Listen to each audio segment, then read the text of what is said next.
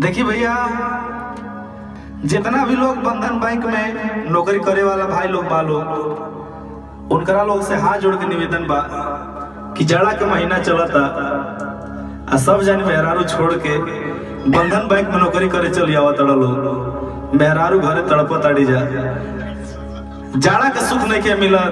जब रजाई में मर्द मेहरारू एक साथे समय बितावेला लोग तो ओकरा मजा ही आनंदे कुछ अलग होला।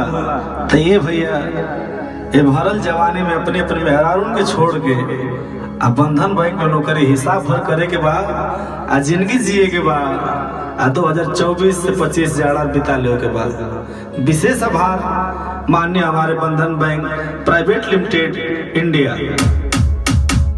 खोले ना चोली के बटन, खोजे कौन रे सखी, खोजे कौन रे सखी। खोले ना चोली के बटन, खोजे कौन रे सखी।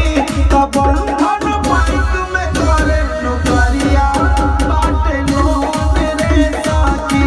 तब बंधन करे ले नौकरिया, बाटे लोन रे सखी। जितने भी भाई 2024-25 सत्र के लोग ज्वाइन किए हैं, सबको 6 महीने की छुट्टी। रोजे रोजे भोरे भोरे होले तैयार हो, मुआना जवानी आके कोइले बा बेकार हो। शनिवार रविवार रहे दुगो छुट्टी, सैया पे पुरवार सोमवार के छुट्टी। देवर सलेंदर के मिलल बबू के जोड़ रे सखी। अरे तो घरवा नजदीकवे नु बा।